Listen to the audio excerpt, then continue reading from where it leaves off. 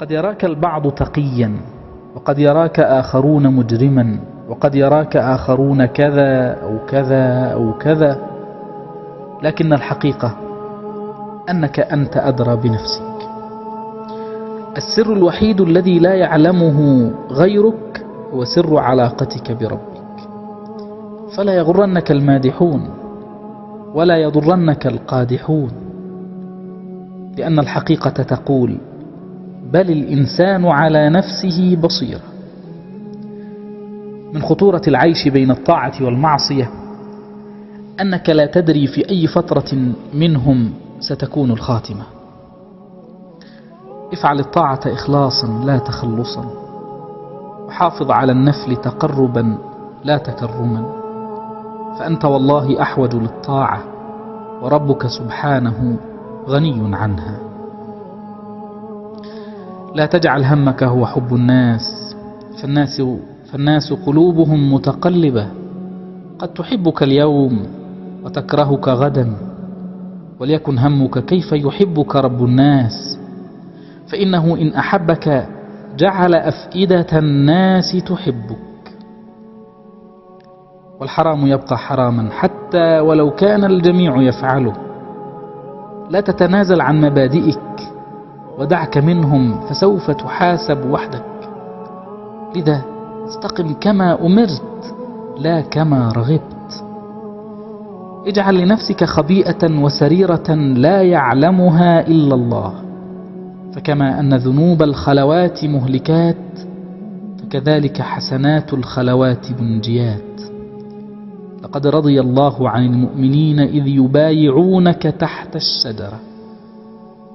فلا تشغلك الأماكن الفارهة، فإن أعظم مؤتمرات التاريخ كانت تحت شجرة. اللهم إني فوضت أمري إليك.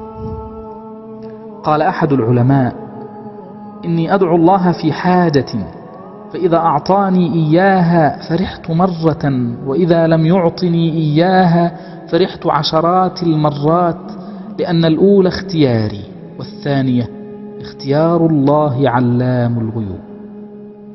جميلة هي الثقة برب العباد، والله يعلم وأنتم لا تعلمون. تلك إجابة شافية لقولنا: لماذا يحدث ذلك لي؟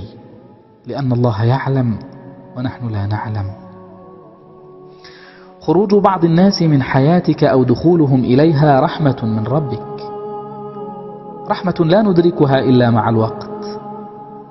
الأعوام تغير الكثير، إنها تبدل تضاريس الجبال، فكيف لا تبدل شخصيات البشر؟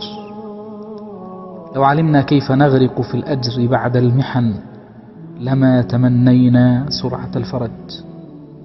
لم يأخذ منا إلا ليعطينا، فاستقبلوا الأقدار بقولنا وقولكم الحمد لله.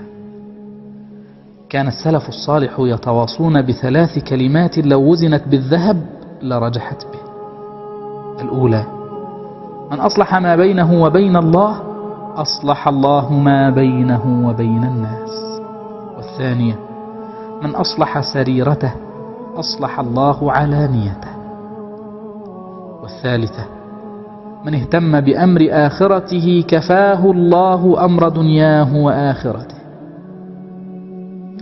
أشد أنواع الخسارة